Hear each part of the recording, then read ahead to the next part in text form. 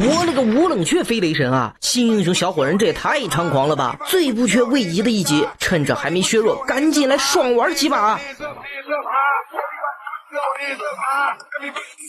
首先講一下技能，被動用技能留下火苗，收集火苗可以對附近敵人造成傷害，如果用火苗造成了3次傷害，就可以變成巨大狀態，獲得高額護盾，並對身邊的敵人造成持續魔法傷害。一技能向前扔火苗，命中敵人還會造成眩暈效果，並且每過12秒，我們就有一次能打出火苗的遠程普攻。二技能砸地板，並且留下火苗，一定要記住，這個火苗可以穿牆，大招飛向火苗處無冷卻，並且施法範圍非常大。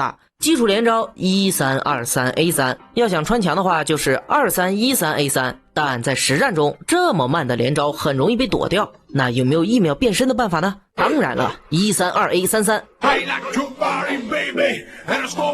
這個連招的精髓就在於利用飛行的時間完成2技能和平 A， 2技能減速也能保證我們順利爆出被動。主播，那我學會了這些連招是不是就天下無敵了？當然不是了，拉扯才是小火苗的精髓，連招屬於錦上添花，而且玩火苗千萬別和對面硬碰硬，就比如主包這裡過於膨脹，想和袋鼠硬剛到底，結果人家走出我火苗的爆炸範圍，不能變身就成了超級大沙袋。當然後續是我用輪椅收集者把他給活耗死了。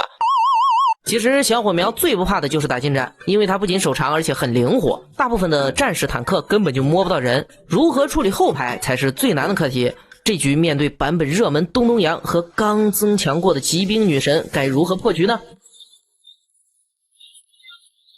沒錯啊，這也是火苗最簡單卻最重要的分決。一技能扔遠處，2技能放腳底，用大招不停往返找機會。當我們扔出1技能後，第2個1技能就會立馬進入冷卻，卡好時間飛過去，有機會就再扔1技能打進攻。位置不好，我們就飛回之前2技能的位置，來來回回嘗試幾次，對面的注意力很快就會被你消耗殆盡。最後講一下陣容搭配，雙排最好掛小綠，瞬間近身配合變形術穩定打出我們的被動，還有不錯的續航能力。再者呢，就是一眾有控制的近戰角色。選卡方面，看到專屬就拿，屬性卡就選高質量的坦克牌。超燃技主包首推虛弱，能讓我們近身後更好打出被動，同時避免了暴斃的可能。如果家彈們有更好的思路，歡迎在評論區留下你的見解，主包會認真拆解學習的。